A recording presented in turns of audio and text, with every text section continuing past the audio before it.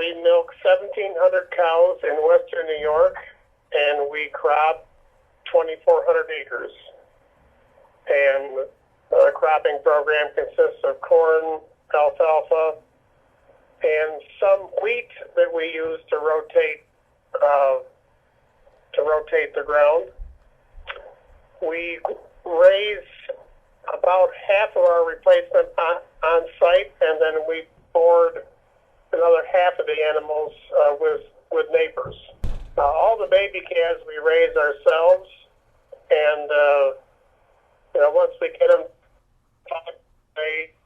they have the potential to go to different places depending on where our needs are and how stretched our facilities are.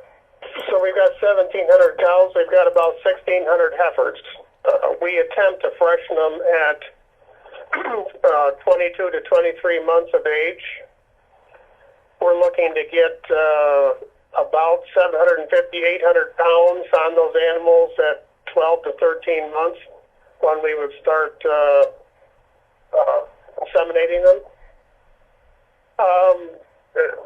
Nutrition is extremely important. I mean, besides nutrition, also, disease prevention is real critical to us.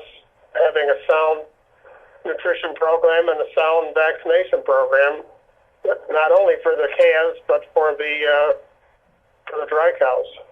Major goal is to have a non-completion rate of less than 6%. And by that I mean calves born alive to entering the milking string. And that's a number we've just started to measure, and that number would include calf death losses, it would include free martins, would include non-breeders, injuries, the whole raft of issues. Everybody will either brag or complain about their death loss in the first 2 months, but it's even more critical is how those animals come through the next 20 months. And the industry, at least folks that we talk to in the industry, would say if you can keep it between 6 and 8%, that's about an industry average. But I guess I haven't seen any real good numbers from an industry perspective that says it should be, that we're out of range if we're in that 6 to 8%. So we're measuring growth rates along the way, both height and weight. So it gives us a pretty good idea where we stand against the Penn State growth charts. So, the nutrition plays into that. Overcrowding plays into that.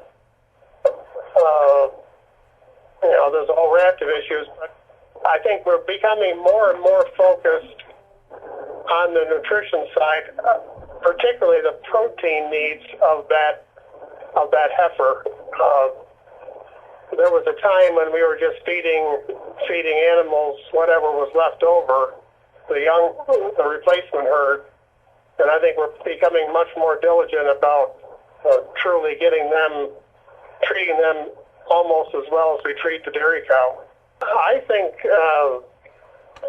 documenting, monitoring the numbers, monitoring mortality, monitoring growth rates, monitoring overcrowding, so that we're dealing, when we do deal with problems, we're dealing with facts, not subjective thoughts. Everybody recognizes the importance of the first 2 months of life, but then I think we lose track of those animals for a period of time, and then we start worrying about them again as they get close to calving.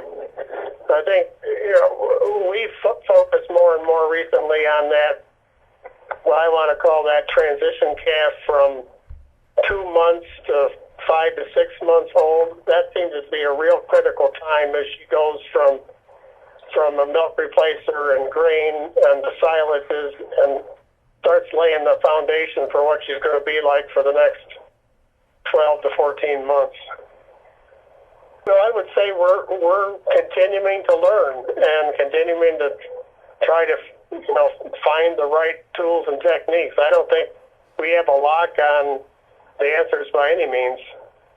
We're trying to learn from other folks that are having successes and learn from our own failures, hopefully.